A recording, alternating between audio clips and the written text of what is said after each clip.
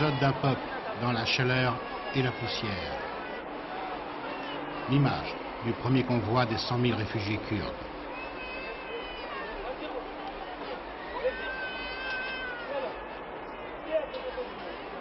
La frontière est en haut de cette montagne, à quelques centaines de mètres.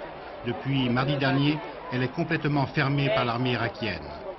Derrière cette montagne, 40 000 Kurdes sont aujourd'hui encerclés. Eux ont réussi à passer. Au bord d'une rivière s'improvise un campement. Dans le silence de cette vallée, parfois le bruit lointain de canonnades, et par bourrasque cette si reconnaissable odeur de mort. Leur maison était là-bas, à Birgineh, Barol ou Alan, tous ces villages du Kurdistan bombardés de manière terrifiante depuis le 27 juillet. Les enfants en portent encore la marque dans les yeux et sur la peau de leur visage.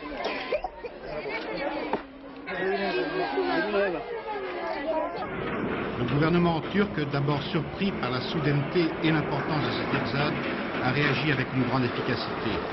Tous les camions de la région ont été réquisitionnés et jour après jour se forment d'interminables convois pour transporter en des camps mieux aménagés ces milliers de réfugiés. Les derniers kilomètres ne sont pas les plus faciles. Sous un soleil de plomb et sur des pistes de terre et de cailloux, il faut encore attendre que la route se libère. Dans les gorges étroites de la vallée du Zab, le moindre incident retient des dizaines et des dizaines de camions.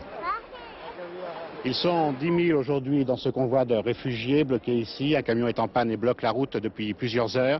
10 000 réfugiés, ils ont quitté leur village le 25 août à la suite de terribles bombardements chimiques. Ils marchaient la nuit, se cachant le jour, et ont franchi les cols à plus de 3000 mètres sur ces montagnes très difficiles d'accès.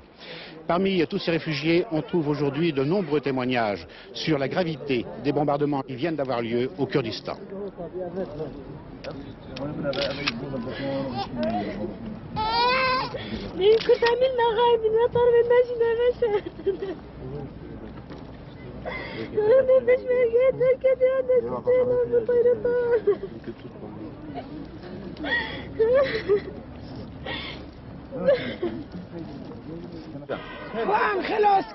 Huit avions sont arrivés un matin, ils ont lâché des bombes qui faisaient des fumées rouges, vertes, jaunes.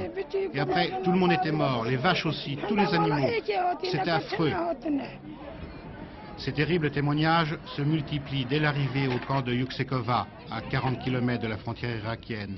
Avant même d'installer les tentes mises à leur disposition, ils viennent à nous et avec une grande dignité nous disent l'horreur qu'ils viennent de subir. Il y avait du phosphore qui brûlait les yeux, des gaz moutardes, du napalm et pire que tout du cyanure qui faisait mourir tous les êtres vivants. Et ce père nous montre sa petite fille qui a perdu ses cheveux, là où sa tête touchait le sol pendant son sommeil, comme si la terre était encore imprégnée de substances chimiques. Cet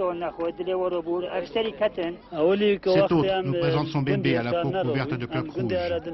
Ce sont les seuls signes de l'utilisation d'armes chimiques par les Irakiens, utilisation que Bagdad continue de nier. Pas de blessés graves ici, seuls les blessés légers purent franchir la montagne. Mais tous ces réfugiés qui arrivent de jour comme de nuit ne sont pas encore sortis de toutes leurs épreuves. Ce camp est à 2000 mètres d'altitude. Dans 2 mois, il fera moins 20 degrés la nuit et il y aura 2 mètres de neige. Et dans tous ces camps, qui sait exactement, 10, 20 ou 30 000 enfants de moins de 10 ans.